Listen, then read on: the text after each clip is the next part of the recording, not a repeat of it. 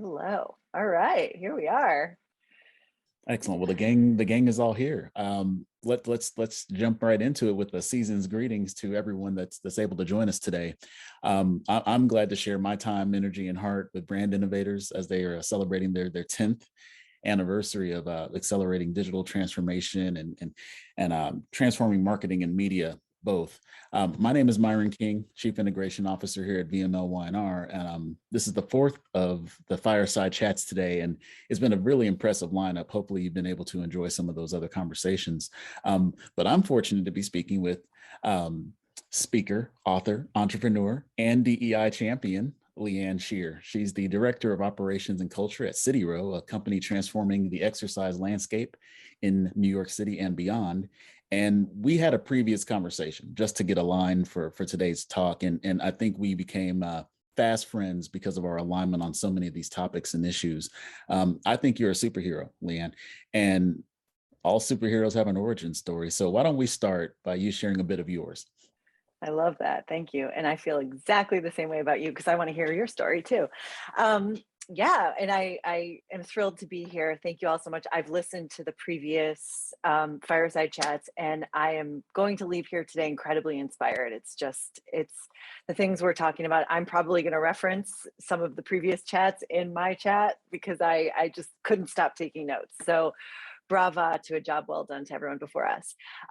Yeah, as Myron said, I've had a really interesting career.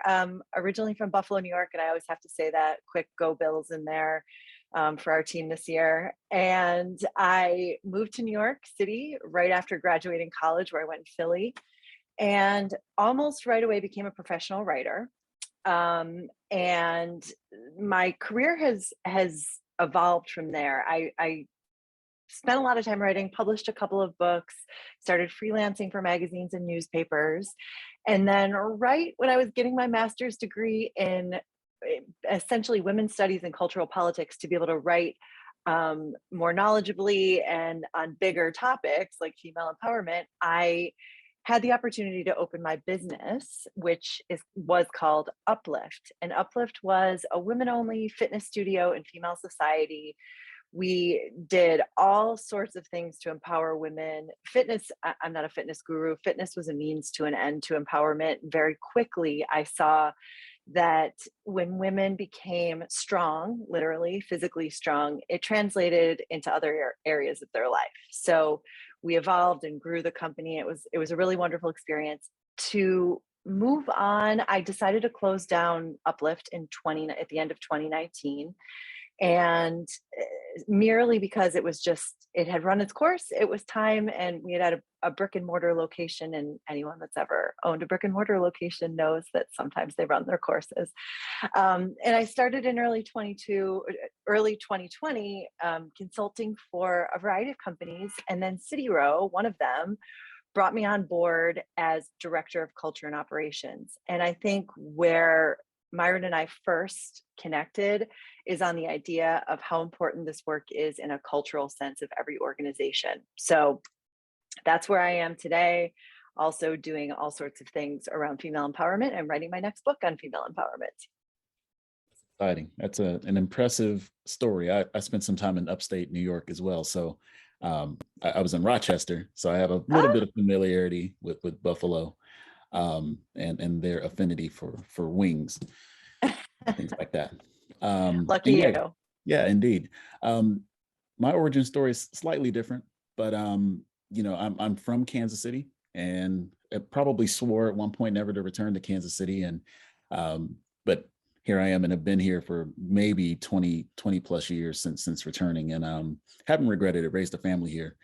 And found VMLY&R in 2006. So I joined them after 6 years as a consultant, traveling all across the United States, doing state and local government IT consulting. And this was right around the time of Y2K.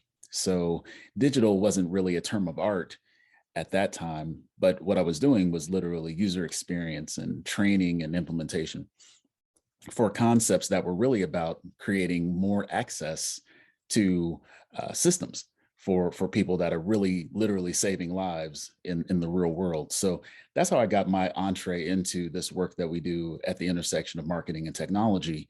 But it was always from a human-centered perspective, from an experience perspective. And it has nothing to do with necessarily what I studied in college. I have bachelor's degrees in communications and political science. I thought I was going to be an attorney or something like that. And then went to grad school for public policy analysis. So I'm better with large data sets and statistical models than maybe some of this creative stuff that I've learned to be better at. So at VMLY&R, I'm the Chief Integration Officer. It's a role that's very business facing, but it's also very internal facing, and it's about helping our organization embrace some of the cultural transformation that it needs to embrace in order to be the most inclusive, diverse, and creative agency in the world. In that work, I get to engage with people of all sorts and types, and ultimately, because of my position of authority and having been there for 15 years, there's some leadership obligations to come along with it. And I think my ultimate leadership obligation is to be the best leader, mentor, boss, partner, friend, teammate I can be, particularly to people that don't necessarily look like me. Now, I want to be the best one for people that do, because there's such a small number of us in the roles and in the marketplace. So when we talk about empowerment, when we talk about female empowerment, when we talk about all of these issues that are related to helping people be their best selves and not have the obstacles that are in their way structurally or institutionally or psychologically, I'm here for that and have been here for that for years. So I'm glad that we're aligned on that point, and hopefully this is a fantastic conversation and folks are able to take away a few pointers, if you will, tips, tricks, hacks, things like that. I think you and I were very excited about making sure that that we had tactics and takeaways for everyone. So I'm excited to talk about those later too. Excellent. Then let's start with we've heard something about using your voice. I think Zena and Sylvia both talked about that in the close of their fireside chat. And I think you could put the word empowered in front of that. Having a voice and then using that voice and then having that voice heard. It's a multi-layered challenge, but you've got some real impact stories around finding that voice. Maybe you share some of yours and how you found yours and how you teach others and help others find theirs. Sure. Yeah. So when I was at Uplift, just backing up a step, I started developing a point of view around female empowerment. And just to note that, as all of the speakers today have proven and will continue to prove, obviously marginalized voices and marginalization has many faces, but so does empowerment. So I speak typically about female empowerment because that's been my experience in my wheelhouse, but empowerment broadly can be translated across a variety of verticals when it comes to marginalization. So just for simplification, I'll probably say female empowerment a fair amount, but we can definitely expand upon that. But at Uplift and beyond, I developed 9 pillars of female empowerment, and where I think empowerment starts, my thesis is actually quite simple. It starts with an individual getting empowered, and there are a lot of different ways to do that, but that starts with insight, adopting a growth mindset. And I think that's really important because a growth mindset is uncomfortable. So it's really digging into the discomfort of change and evolution and learning and growing. And ultimately, when more and more people start to get empowered, we come together in communities of empowered people, we gain strength in numbers. And my end goal is total power. And I don't mean total power where women take over the world, but at least we have parity. So, equality at the end of the day, where women are on par with men and everyone is essentially equal in the society. So, I know smashing the patriarchy is a lofty goal, but that's my starting point.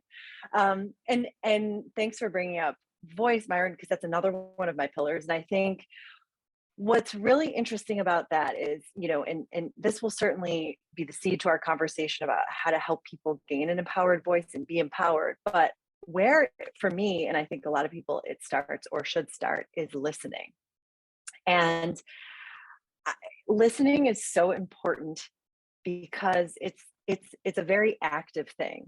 So that might be counterintuitive, but I think of listening, somebody can just sit there and listen, and not hear anything. But there's such a thing. There's even a term, active listening. I'm sure we've all heard of that, where you actually pay attention.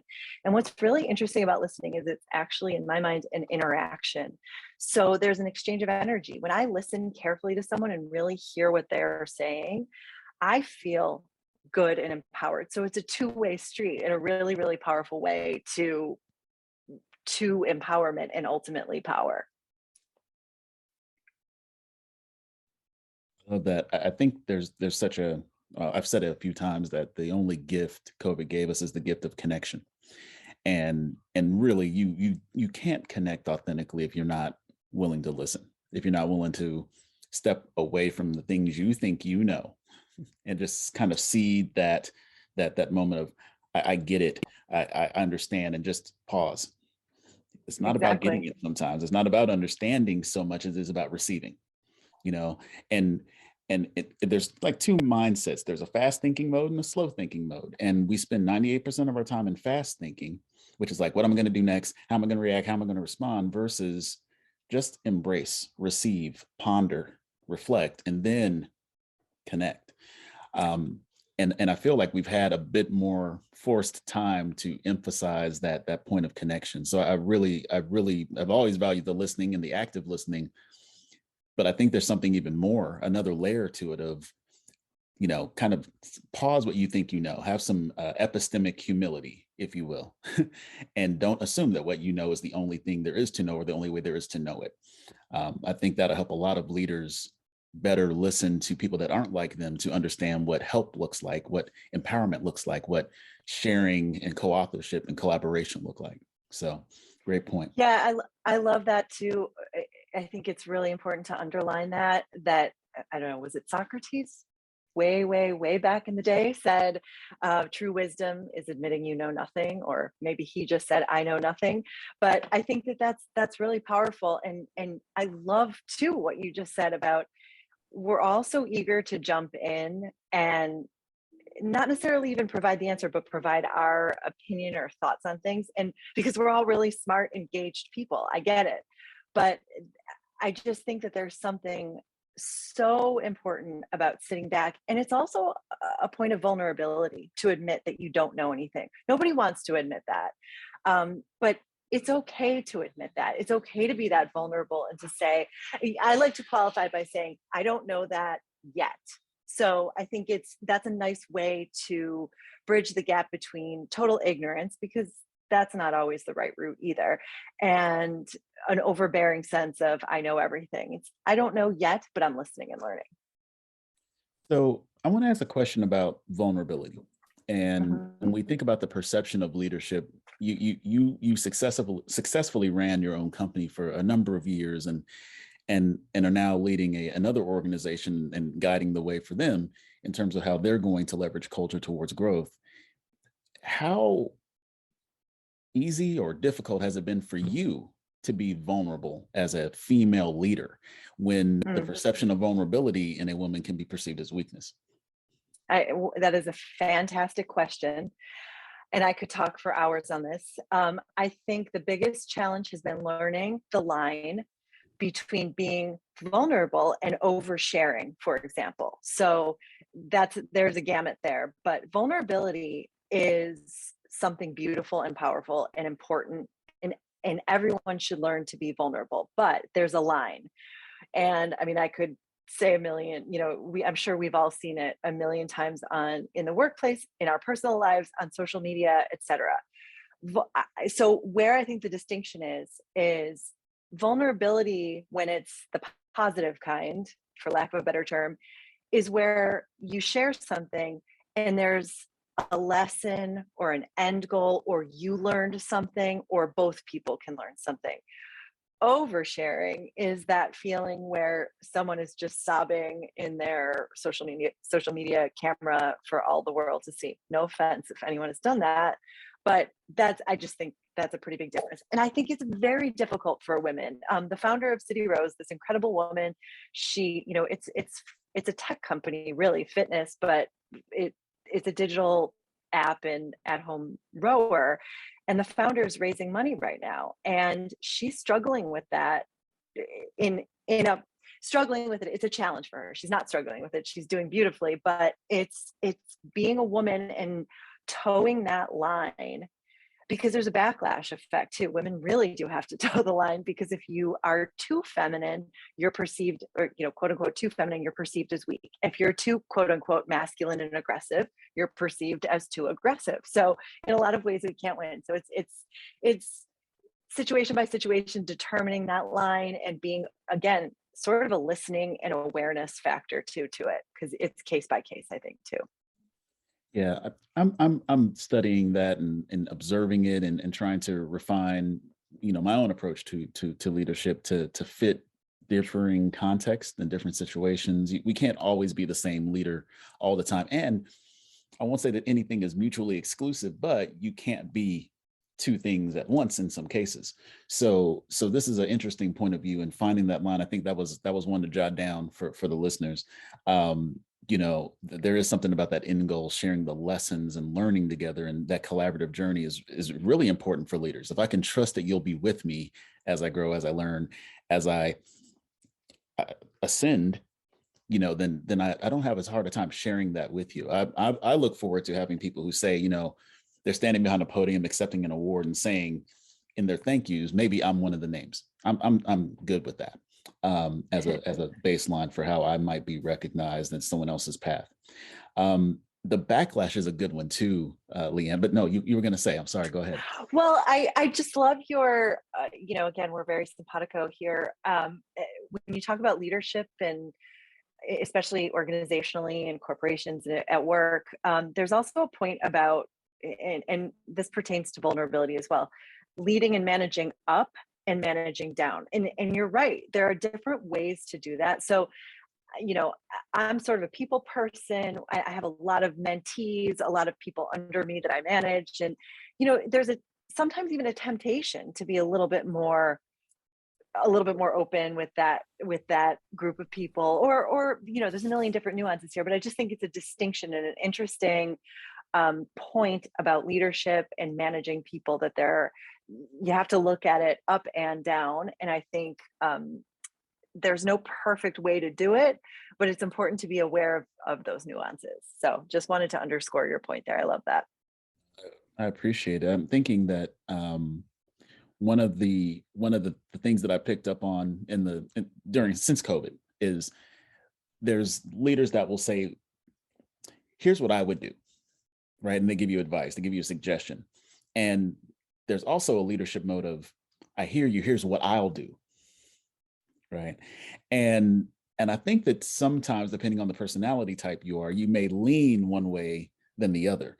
And if you lean towards the what I would do, it may not seem quite as empathetic as here's what I'll do.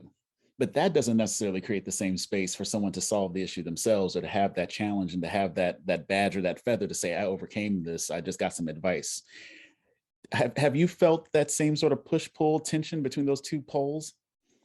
Absolutely. Yeah. And I definitely, as I've grown, I've tried to veer more toward the here's what I'll do to help, ostensibly, or here's what I'll do to support you. I'm very opinionated, and I'm a gut instinct kind of person. So it's like, I tend to say, here's what I would do.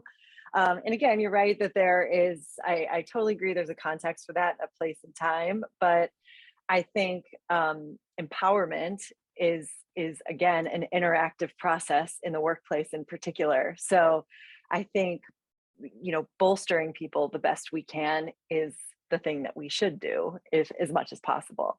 And I think that there's a lot of different ways. You and I have talked a little bit about allyship too, and I read a really interesting article about allyship, and I'll send this out to Brand Innovators. I really think it's worth the read, or I'll throw it in the chat here in a second.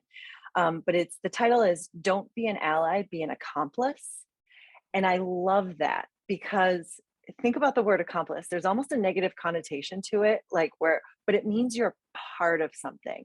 You might have something to lose, even, you know, it's uncomfortable and it's a little bit risky, but it implies action. Like you are right there in the action. And I kind of love that. I think it's a great way to think about not only supporting people in the workplace, but allyship in general.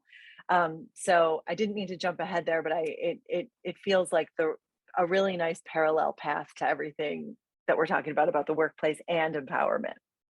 No, I think it's a good bridge when we talk about um, allyship and and really accomplice. I think part of the root is accomplishment, right? It's together what we can do as a team. So there's definitely, you're right, it has a negative connotation, but really it's about success ultimately. So on that point, and you've been successful clearly, and what were some of the, none of us got to this point by ourselves. We can look back and say there was one or two or three things that really helped me in my journey, and maybe they came from someone who didn't look like you, right? Can you cite one or two things that you received from others on your path so that others might understand how to empower? Sure. Yeah. Um, the first one is seemingly small, but actually has impacted my life in professionally in particular, but really across the board. A mentor, an older woman, white woman, she did look like me, but was very, very successful. And it was when I was a little earlier in my career and not as secure, quite frankly. I questioned everything. I didn't trust myself in business yet. She said, here's where we're going to start. Edit every single one of your emails and every single conversation and take out the words thank you and I'm sorry, and start bragging a little bit about yourself. And if you can't bring yourself to brag and tout your accomplishments, when someone like Myron, you just said, I'm very successful, I nodded my head and I said, yes. So say thank you. That's it. You don't think about how many times, and this is in particular, women do this. They receive, someone says either you look great or that was a great presentation or, a myriad of things. And they say, oh, well, no, that was, that was Susie. She did all the work. I just stood up there. So no more of that. And it's amazing. Thank you. Even answering emails, I don't say thank you anymore. I say cheers, or I'll reframe the paragraph to take out those words. So seemingly small, but that has definitely empowered me. And I see the effects of that because of how I feel. I feel so much more confident. And sure, there are a million reasons for that. Growth and experience are part of it, but that has really helped. So I'd advise every woman out there to start looking at her emails and her conversations and change a few words there. A good one. Can I just want to put a couple of fine points on that for the note Please. takers, because I take a lot of notes whenever I'm in a conversation. And one is, go ahead and take your bow, right? Love it. Small things, big things, and in between, and accept your credit, right? Yep. Just, you did have a part to play. Even if you are the leader, even if you are trying to facilitate others, you had a part to play. And if someone's acknowledging it, be gracious and accept that acknowledgement, right? Receive it. Now, the flip side of that is when you're not acknowledged, when someone is taking your contributions and not reflecting, representing, or attributing, right? Not citing their sources. How have you overcome that? How do you handle that? And what are a couple more tips, tricks? Yeah, there are a lot. Yeah, that's something I talk a lot about with women friends, because it's real. These are not scenes from a movie. These things happen every single day in conference rooms. So I think, there's a technique called voice amplification. It's really fascinating. Google voice amplification and Obama administration. I won't bore you with the whole story, but the women in Obama's cabinet banded together because they were experiencing the same phenomenon as well, where their ideas were overlooked or appropriated, where they weren't invited to the meetings, et cetera, et cetera, et cetera. They banded together and lifted each other's voices. So someone would try to take credit for one woman's idea or paper or whatever it was. The other women would be her allies in this case and say, hold on a second, Jim, Sarah was actually the one, in whatever professional capacity they had to say it. Instead of tearing him down, they would redirect the credit where it was actually due. So I think communities of empowerment are really important here. And, that goes right back to not only listening, but finding our voice and gathering women, our women allies and our women friends and our women colleagues to support each other. And you know, this Lauren Ruotolo 2 sessions ago spoke up and said, everybody has a voice. All you need is your voice and your brain. It is incredibly difficult. I understand this. I've been here so many times when something like that happens and you have to speak up on your own behalf because, you know, your women coterie isn't around you at that particular time. But like everything in life, it gets easier with practice. You have to do it once, break the seal, even in a very small way. Baby steps, I'm a big advocate of baby steps, because once you do something in a small capacity, it becomes easier to expand that capacity next time. So it is important for us to be our own advocates, and there isn't much wiggle room around that. We have to do it sometimes. But you know, communities of women too, of empowered women, are also very, very helpful. So there is support out there for sure. Yeah, I think that's one that a lot of people have to embrace. If you have to embrace that you have a superpower, understand it, learn it, and then you have to be prepared to be your own superhero, right? Because exactly, you may be the only and the lonely in a situation, and coming from a, you know, an intersectional identity myself, it's really one of those things I can embrace, being the only and sometimes the lonely in spaces, and having some insecurity about my own voice in certain situations, certain circumstances, to where you start doing things that aren't necessarily naturally your best self, right? mm-hmm. Covering, code switching, you know, like shielding yourself, and I know that when we look at the demographics, that we've seen some change, we've seen some evolution across industry, and we're seeing the C-suites become more diverse, right? Mm-hmm. But that diversity hasn't necessarily gone beyond gender, right? And we got a long way to go. But how do you feel, or what can you suggest as ways to diversify not just the leadership in these organizations, but the demography of that leadership, not just women, but women of color as well? Because often women of color are looking for white women to show up and stand up and be those advocates and ambassadors. Maybe you have some tips on perspective there that you can share. I sure do. Listen, empowerment, again, in my mind, as I mentioned, it starts with an individual. And in this case, in this question, it is about a woman like me, a white woman in the C-suite somewhere like that. I need to understand that I need to take personal responsibility for my privilege. And I think there are very important, mundane ways in which the people at the top can learn, grow, and change, and help be catalysts for change and uplift the people, particularly marginalized people, quote unquote, below them. I was thinking about this today. How about starting with, we all diversify the accounts we follow on social media, read a different book about a different perspective, watch a movie with a different protagonist, have a conversation with someone that doesn't look, talk, or act like you. You know, this is not difficult to find. Most of us don't live, you know, down a dirt lane on a country road somewhere in the middle of nowhere. You know, we live in societies. So that's the very beginning of the personal responsibility I'm talking about. And it's certainly exponentially increases from there. So speaking up on behalf of other women, again, it's a responsibility. And I say women again, that's my default always, but speaking up on behalf of other folks that may be marginalized, or whose voices may not be getting heard.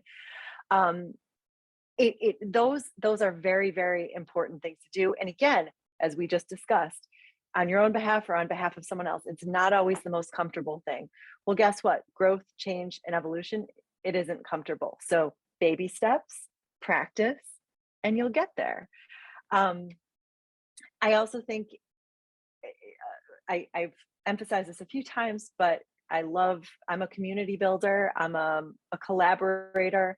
I think we have strength in numbers. So I think having these discussions among diverse groups of people is another important thing, discussing openly. And so many of our speakers, prior to our conversation have said a version of the same thing, where it can be messy. It doesn't have to, nobody has all the right answers.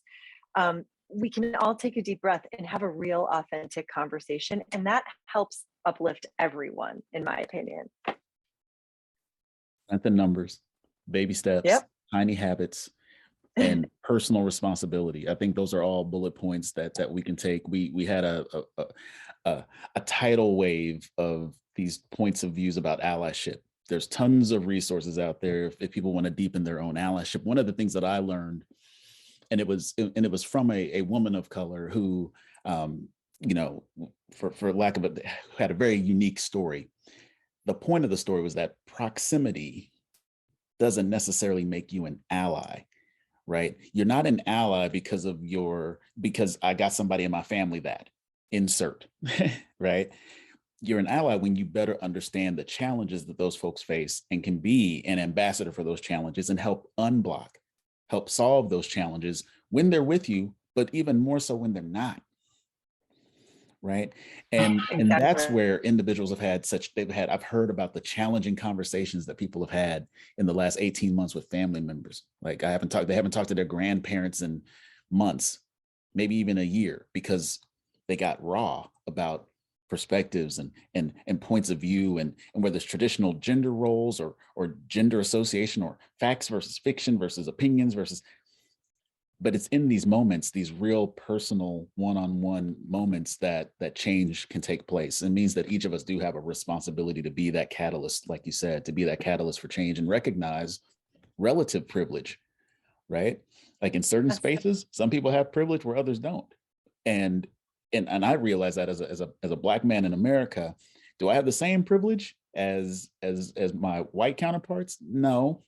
But I do have some relative privilege in relation to others that aren't as economically privileged or didn't have the education opportunities or didn't have any range of circumstances. We have to be out there and active for others that don't have as much to justify what we have and keep it. At least that's how I feel. But I love it. I love that so much. And again, it just is everything you just said is such a great reminder that allyship and just change, societal change, it's not so far away. It's not so vaunted that it's out of reach, because where it really happens is in the fabric of day-to-day life. And I can't emphasize that enough. It's micro level change is the harbinger of real societal change. One other good example, I read this along the way somewhere. The actress Jessica Chastain often stars with the actress Octavia Spencer, I believe are their names. The one woman, Jessica Chastain, is white. Octavia Spencer is Black. Jessica Chastain used her privilege and said, I'm going to negotiate with Octavia Spencer for our pay for every movie we do together as a unit so that they were paid equally.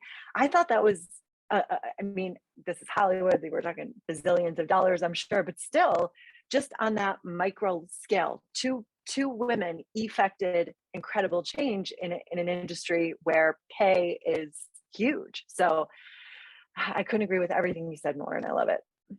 That's great. This was a fantastic conversation, Leanne, and I'm really glad that this brought us together. And I don't expect that we'll drift apart as a result of this conversation being over with. I look forward to our next dialogue and conversation. There have been a great number of talking points here. Hopefully everyone that joined in and participated has a few things that they can take with them to arrows to add to their quiver, as it were, because we're all in this fight together. Are there any parting shots that you want to leave before we turn it back over to the MCs? Yeah, one tiny last thing. And again, this thread has been woven through a few of the other conversations I listened to today. Started talking about active listening as kind of a centerpiece to an empowered voice and just generally, garnering change in this world. And I also mentioned there's like a really nice energy exchange when that happens authentically. There's also something there about just being a nice person, being kind, being interested in other people. I know that's very simplistic, but I have found in my life I've had some incredible interactions and conversations with people when I took the time to chat with, someone in my neighborhood or someone that works in my building or somebody at Starbucks, something like that. So have your opportunity goggles on for ways to interact with people. And often the hinge to that, or the bridge to that, is just being kind of an open, nice, smiling, kind person. That's my Pollyanna closure here, but I believe in it, so I had to share that. All right. So I'm going to share one last thing before we turn it over, and it's a holiday season's greeting sort of story. I think it's important. So we received several packages, because it's the holiday season, and some of these packages were addressed to someone else at an address that's somewhere between ours and our neighbors. So they would have just been sitting in between our houses, but they brought them to our door, and it was 4 deliveries in the last week. So my wife was like, I've got to find out who this individual is. I got to track him down. Called twice, didn't get an answer. The third time, she's like, third attempt, third time's a charm, or I'm keeping all this Chanel. She answers, and she's like, and the woman that answers the phone, she basically says, oh my gosh, I can't believe you reached out. We were prepared to send her gifts or take them to their destination. And she's like, I've been through it with Amazon. I've been through it with so-and-so. I've been through it with FedEx. I got all my money back. They're yours. Keep them. So literally out of the sky drops lots of great fragrances and gifts. But the story there is that, like you said, just do good, be kind, think about some others and what they might be going through, and treat them with the same grace and patience and empathy and consideration that you would treat yourself or the people you love. And these are the kind of things that happen. Like, we still have room to be empathetic, to be human, to love one another, to care for each other. And if we do that, we will accelerate all this change that we've been talking about since George Floyd. So Leanne, thank you. High five, Thank you, handshakes, Myron. hugs, the whole nine. High five. This is so awesome. I don't want to Awesome. stop, Jesse. We're not getting off. We're going to keep the conversation going. Please do. No, we'll have to have you both back. That was such an awesome conversation. Really appreciate you both taking the time out of your day. And that was such a really touch on so many topics and so many important things. So I really appreciate you both coming on.